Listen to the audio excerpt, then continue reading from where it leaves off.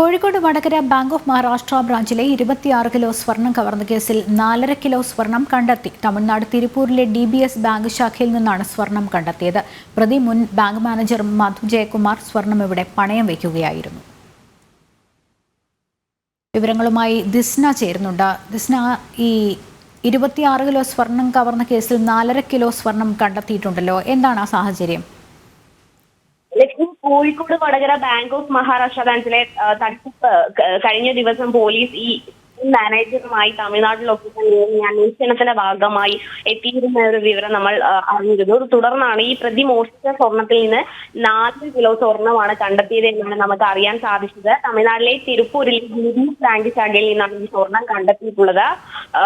ഈ പ്രതി എന്ന് പറയുന്ന മുൻ ബാങ്ക് മാനേജർ മധു ജയകുമാർ സ്വർണം ഇവിടെ പണയം വയ്ക്കുകയായിരുന്നു എന്നാണ് നമുക്ക് അറിയാൻ സാധിച്ചിട്ടുള്ളത്.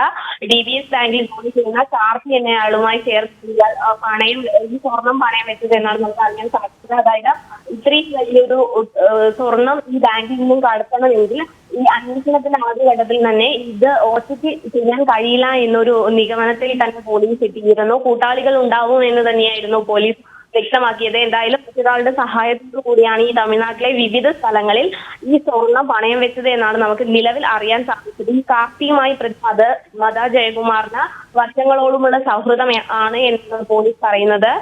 അതുകൊണ്ട് തന്നെയാണ് ഇവർ ഇരുവരുമായി ചേർന്ന് ഇത്തരത്തിൽ ഈ സ്വർണം പണയം വെച്ചത് എന്നാണ് നമുക്ക് നിലവിൽ അറിയാൻ സാധിച്ചിട്ടുള്ളത്. ഇനി 21.5 കിലോ സ്വർണം കൂടിയാണ് കണ്ടെത്താനുള്ളത്. എന്തായാലും ഈ തമിഴ്നാടിന്റെ വിവിധ പ്രദേശങ്ങൾ കേന്ദ്രീകരിച്ചാണ് ഇപ്പോൾ അന്വേഷണം നടക്കുന്നത്. ഈ സംഭവവുമായി ബന്ധപ്പെട്ട് പ്രതി മധു ജയകുമാറിന്റെ ഭാര്യയ്ക്കും ബന്ധമുണ്ട് എന്ന് തന്നെയാണ് പോലീസ് വിലയിരുത്തൽ. ലക്ഷ്മി.